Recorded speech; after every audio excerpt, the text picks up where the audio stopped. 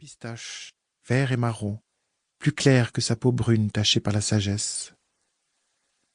Car M. Ibrahim, de la vie générale, passait pour un sage.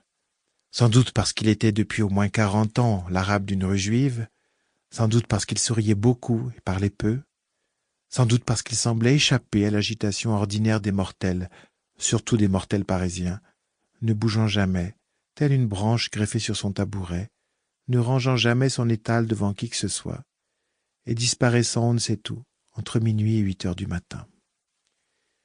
Tous les jours, donc, je faisais les courses et les repas. Je n'achetais que des boîtes de conserve. Si je les achetais tous les jours, ce n'était pas pour qu'elles soient fraîches, non, mais parce que mon père, il ne me laissait l'argent que pour une journée, et puis c'était plus facile à cuisiner.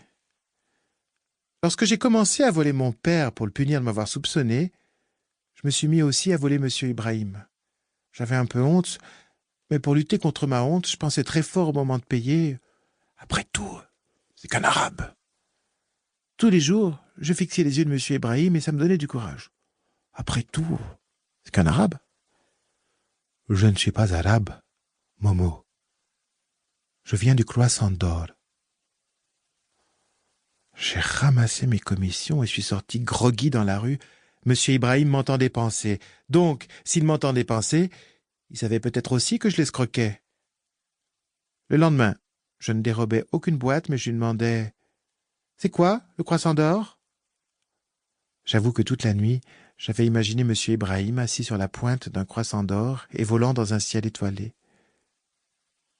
Cela désigne une région qui va de l'Anatolie jusqu'à la Perse, Momo. Le lendemain, j'ajoutais en sortant mon porte-monnaie « M'appelle pas Momo, mais Moïse. » Le lendemain, c'est lui qui ajouta « Je sais que tu t'appelles Moïse. C'est bien pour cela que je t'appelle Momo. C'est moins impressionnant. » Le lendemain, en comptant mes centimes, je demandais « Mais qu'est-ce que ça peut vous faire à vous? Moïse, c'est juif, c'est pas arabe. » « Je ne suis pas arabe, Momo. Je suis musulman. » Alors pourquoi on dit que vous êtes l'arabe de la rue, si vous n'êtes pas arabe? Arabe, Momo, ça veut dire ouvert de 8 heures du matin jusqu'à minuit et même le dimanche, dans l'épicerie. Ainsi allait la conversation. Une phrase par jour. Nous avions le temps. Lui parce qu'il était vieux, moi parce que j'étais jeune. Et un jour sur deux, je volais une boîte de conserve. Je crois que nous aurions mis 1 an ou 2 à faire une conversation d'1 heure si nous n'avions pas rencontré Brigitte Bardot. Grande animation rue Bleue. La circulation est arrêtée, la rue bloquée, on tourne un film. Tout ce qui a un sexe rue Bleue, rue Papillon et Faubourg Poissonnière est en alerte.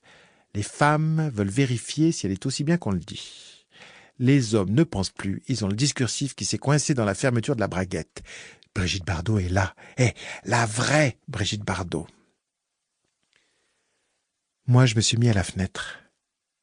Je la regarde et elle me fait penser à la chatte des voisins du 4e. Une jolie petite chatte qui adore s'étirer au soleil sur le balcon et qui semble ne vivre, ne respirer, ne cligner des yeux que pour provoquer l'admiration.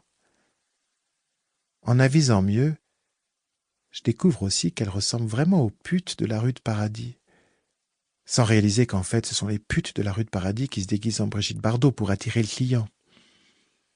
Enfin, au comble de la stupeur, je m'aperçois que M. Ibrahim est sorti sur le pas de sa porte. Pour la première fois depuis que j'existe, du moins, il a quitté son tabouret.